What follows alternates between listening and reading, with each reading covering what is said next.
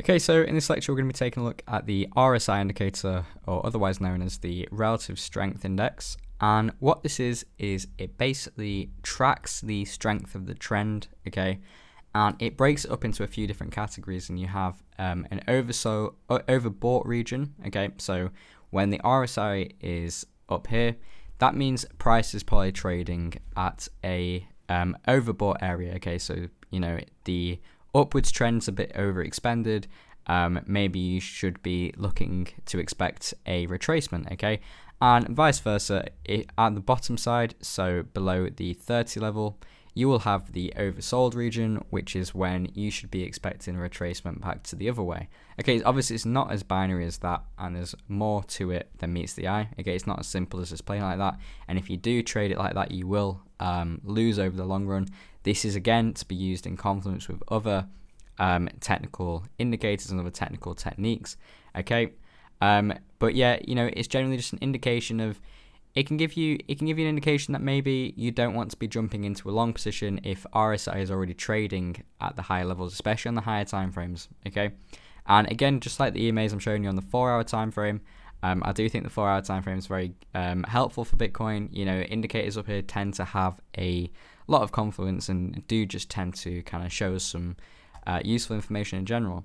Okay, so what I'm going to quickly show you is a tweet real quick, and in this tweet, what we had, I basically pointed out that the 4-hour RSI has dipped into oversold, and here's the previous 3 times this has happened. I do go on to say this isn't a buy signal, and we can linger down here for a while longer, but if you're trying to short now, you're doing it wrong, okay? And what I mean by this is, this was the easiest way for me to kind of get an indication that this probably isn't the position where you want to be selling. If anything, you do want to be looking for buys. This itself is not a buy signal. You want to use it in confluence with other factors, but it's kind of given us an indication that we are running towards the end of the downtrend in the near-term future.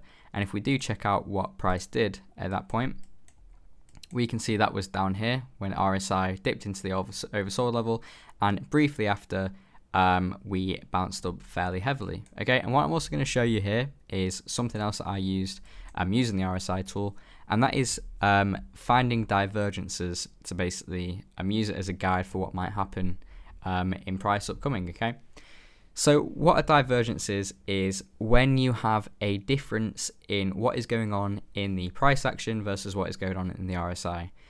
So for a bullish divergence, you will have price making a higher high, but RSI makes a lower low. Okay, so price makes higher high, RSI makes a lower low. Hidden bullish divergence is when price makes a lower low, but RSI makes a higher high.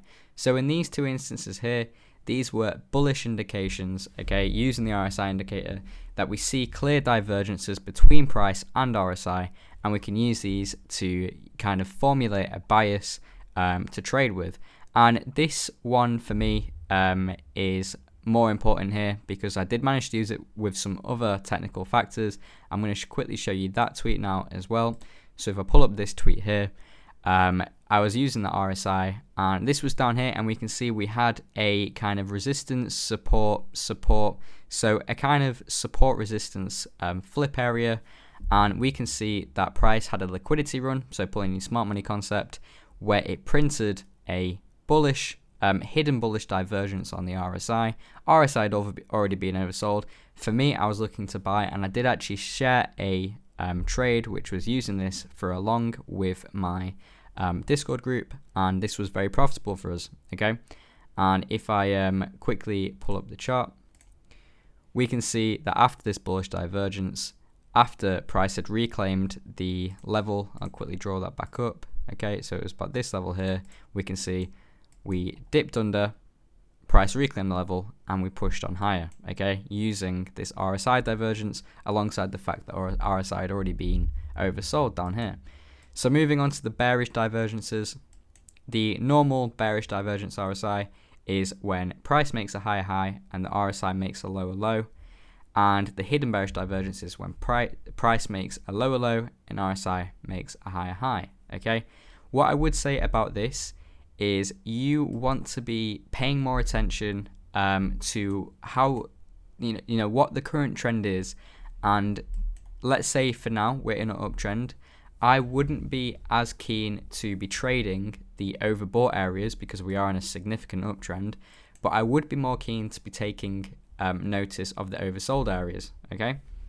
Because our bias, until proven clearly otherwise, we have to stick with the trend and we have to, accept that price is most likely to move higher, okay?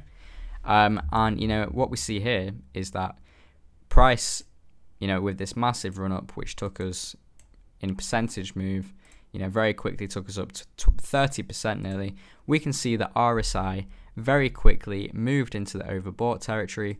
And not only that, but on the next high, we printed a very, very clear bearish divergence in RSI. But that being said, it still wasn't a fantastic indication to get short at this point, okay? Obviously, we can see that the bearish divergence did continue up through here, and eventually there was a short to take here. But all I mean by this is it's not the most fantastic indication, okay, overbought when you are in an uptrend.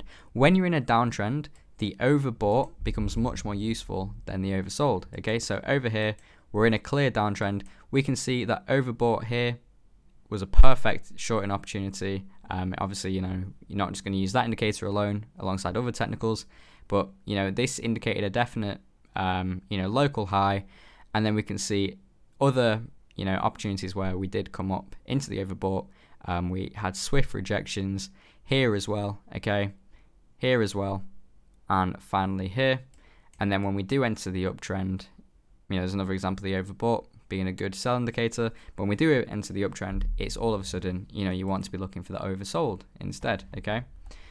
So, another indicator which isn't exactly binary in how you want to be using it, and you do want to be using it alongside other technicals, but it can be helpful for kind of getting an understanding of where you're at within the trend, how aggressively you want to be positioning. You're not going to want to aggressively position into long positions when you're already overbought, okay? It's not to say that there's not more upside to come, but it does mean you're getting towards the, end of a local trend. And as a day trader or as a swing trader, the opportunities for longing, usually, you're better off waiting at least for RSI to come back onto the 50 level and to come more into the sold or oversold regions.